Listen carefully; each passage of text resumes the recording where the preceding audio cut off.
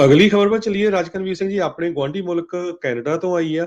ਕਹਿੰਦੇ ਵੀ ਕੁੱਕੜਾਂ ਦੀ ਲੜਾਈ ਚੱਲ ਰਹੀ ਸੀ ਮੈਕਸੀਕੋ ਦੇ ਵਿੱਚ, ਕੌਕ ਫਾਈਟਿੰਗ, ਜਿਹਦੇ ਦੌਰਾਨ 20 ਲੋਕਾਂ ਨੂੰ ਉਹਨਾਂ ਦੀ ਮੌਤ ਹੋ ਗਈ। ਉੱਥੇ ਫਿਰ ਗੋਲਾਬਾਰੀ ਚੱਲ ਗਈ, ਕਿਹਦਾ ਬਿਲਕੁਲ ਕੁੱਕੜ ਜਿੱਤਦਾ ਤੇ ਕਿਹਦਾ ਕੁੱਕੜ ਹਾਰਦਾ ਆ।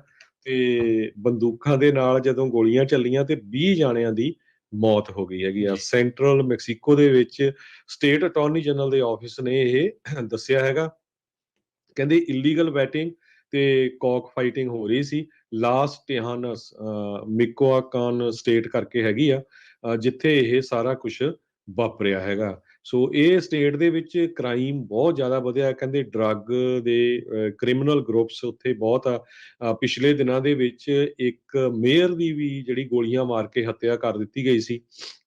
ਮਿਕੋਕਾਨ, ਇਹ ਜਿਹੜੀ ਸਟੇਟ ਆ, ਟਾਊਨ, ਉੱਥੇ ਦੇ ਮੇਅਰ ਐਗੋਲੀਲਾ ਸੀਜ਼ਰ ਬਲੈਂਸੀਆ, ਉਸ ਨੂੰ ਮਾਰ ਦਿੱਤਾ ਗਿਆ ਸੀ। ਸਰੋਤਿਆਂ ਨੂੰ ਯਾਦ ਹੋਊਗਾ, ਇਹ ਜਿਹੜੀ ਦੁਨੀਆ ਦਾ ਸਭ ਤੋਂ ਵੱਧ ਪ੍ਰੋਡਿਊਸਿੰਗ ਐਵਾਕਾਡੋ ਪ੍ਰੋਡਿਊਸਿੰਗ ਰੀਜਨ ਹੈਗਾ ਆ। ਸਭ ਤੋਂ ਵੱਧ ਐਵਾਕਾਡੋਜ਼ ਹੁੰਦੇ ਆ। ਤੇ ਇੱਥੇ ਪਿਛਲੀ ਵਾਰੀ US ਇੰਸਪੈਕਟਰ ਨੂੰ ਥ੍ਰੈਟ ਕੀਤਾ ਗਿਆ ਸੀ ਤੇ ਅਮਰੀਕਾ ਵਾਲਿਆਂ ਨੇ ਕਹਿ ਦਿੱਤਾ ਸੀ ਵੀ ਅਸੀਂ ਤੁਹਾਡੇ ਐਵਾਕਾਡੋਜ਼ ਨਹੀਂ ਲੈਣੇ ਹੈਗੇ। ਸਸਪੈਂਡ ਕਰਤਾ ਸੀ ਮੈਕਸੀਕੋ ਦੀ ਸਾਰੀ ਐਕਸਪੋਰਟ ਫਰੂਟ ਦੀ ਵੀ, ਤੇ ਇਹ ਇੱਕ ਹਫ਼ਤੇ ਦੇ ਲਈ। ਤੇ ਪਿਛਲੇ ਹਫ਼ਤੇ ਕਹਿੰਦੇ ਪਈ ਗੈਂਗ ਡਿਸਪਿਊਟ ਹੋ ਗਈ, 17 ਲੋਕਾਂ ਦੀ ਮੌਤ ਹੋਈ ਹੈਗੀ ਆ। ਸੋ ਇਹ ਸਾਰਾ ਜਿਹੜਾ ਏਰੀਆ ਆ ਬਹੁਤ ਹੀ ਖਤਰਨਾਕ ਹੈਗਾ ਆ।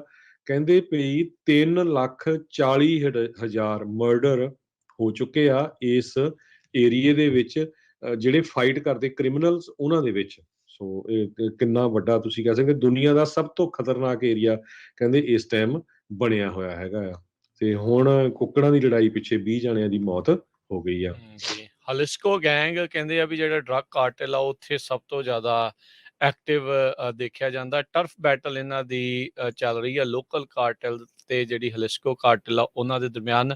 ਲਾਗਲਾ ਸੂਬਾ ਹੈਗਾ ਆ ਮਾਈਕੋਐਨ, ਜਿਹੜਾ ਇਹ ਸੂਬਾ ਆ ਉਸ ਦੇ ਨਾਲ ਦਾ। ਤੇ ਇਹਦੇ ਵਿੱਚ ਕਹਿੰਦੇ ਆ ਵੀ ਫਾਈਟਿੰਗ ਦੇ ਵਿੱਚ ਬੋਮ ਡਰੋਪਿੰਗ, ਜਿਹੜੀਆਂ ਡਰੋਨਸ ਦੇ ਨਾਲ, ਲੈਂਡ ਮਾਈਨਸ, ਹੋਮਮੇਡ ਆਰਮਰਡ ਕਾਰਸ ਵੀ ਜਿਹੜੀਆਂ ਉਹ ਵਰਤੀਆਂ ਗਈਆਂ ਹੈਗੀਆਂ। ਸੋ ਸਥਿਤੀ ਜਿਹੜੀ ਆ ਬਦ ਤੋਂ ਬੱਤਰ ਜਿਹੜੀ ਆਪਣੇ ਗੁਆਂਢੀ ਮੁਲਕ ਦੇ ਵਿੱਚ ਇਸ ਲਿਹਾਜ਼ ਦੇ ਨਾਲ ਬਣਦੀ ਜਾ ਰਹੀ ਹੈਗੀ ਆ। ਅਗਲੀਆਂ ਜਿਹੜੀਆਂ ਹਰਜੋਤ ਸਿੰਘ ਜੀ ਗੱਲਾਂ ਵੱਲ ਜੇ ਵੱਧਦੇ ਜਾਈਏ, ਫਲੋਰੀਡਾ ਦੇ ਵਿੱਚ ਜਿਹੜਾ ਬੀਤੇ ਦਿਨਾਂ ਦੇ ਵਿੱਚ ਇੱਕ ਜਿਹੜਾ ਬਿੱਲ ਲਿਆਂਦਾ ਗਿਆ ਸੀ ਜਿਸ ਦੇ ਵਿੱਚ ਸਕੂਲਾਂ ਦੇ ਵਿੱਚ LGBT ਟਰਾਂਸਜੈਂਡਰਸ ਤੇ ਗੇਜ਼ ਦੇ ਬਾਰੇ ਗੱਲ ਕਰਨ ਦੇ ਉੱਤੇ ਜਿਹੜੀ ਰੋਕ ਜਾਂ ਉਸਨੂੰ ਘਟਾਉਣ ਦੀ ਗੱਲ ਸੀਗੀ। ਫਲੋਰੀਡਾ ਦੇ ਗਵਰਨਰ ਰੌਨ ਡਿਸੈਂਟਿਸ ਆ, ਉਹਨਾਂ ਨੇ ਉਸ ਦੇ ਉੱਤੇ ਆਖਿਰਕਾਰ ਅੱਜ ਕਹਿੰਦੇ ਸਾਈਨ ਕਰ ਦਿੱਤੇ ਆ। ਇਸ ਨੂੰ ਡੋਂਟ ਸੇ ਗੇ ਬਿੱਲ ਕਰਕੇ ਜਿਹੜਾ ਆ ਕਾਫੀ ਪ੍ਰਚਾਰਿਆ ਜਿਹੜਾ ਉਹ ਗਿਆ ਸੀਗਾ।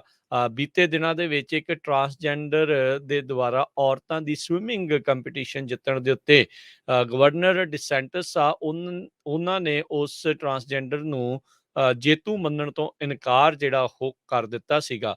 ਸੋ ਇਹ ਵੀ ਇੱਕ ਹੁਣ ਨਵਾਂ ਵਿਵਾਦ ਖਾਸ ਕਰਕੇ ਖੇਡਾਂ ਦੇ ਨਾਲ ਜੁੜ ਕੇ ਹਰਜੋਤ ਸਿੰਘ ਜੀ ਉਸ ਬਣ ਕੇ ਆ ਰਿਹਾ ਵੀ ਖਾਸ ਕਰਕੇ ਜਿਹੜੇ ਮਰਦ ਟਰਾਂਸਜੈਂਡਰ ਆਪਣੇ ਆਪ ਨੂੰ ਔਰਤ ਬਾਅਦ ਚ ਖਵਾਉਂਦੇ ਆ ਤੇ ਔਰਤਾਂ ਦੀਆਂ ਖੇਡਾਂ ਦੇ ਵਿੱਚ ਫਿਰ ਮੱਲਾਂ ਮਾਰਦੇ ਆ, ਉਸ ਨੂੰ ਲੈ ਕੇ ਬਹੁਤ ਜ਼ਿਆਦਾ ਇੱਕ ਵੱਡੀ ਸਮੱਸਿਆ ਬਣਦੀ ਜਾ ਰਹੀ ਹੈਗੀ ਆ। ਸੋ ਕਈ ਕਹਿੰਦੇ ਆ ਵੀ ਇਹ ਚੀਜ਼ ਗੈਰ ਕਾਨੂੰਨੀ, ਏਦਾਂ ਨਹੀਂ ਹੋਣਾ ਚਾਹੀਦਾ।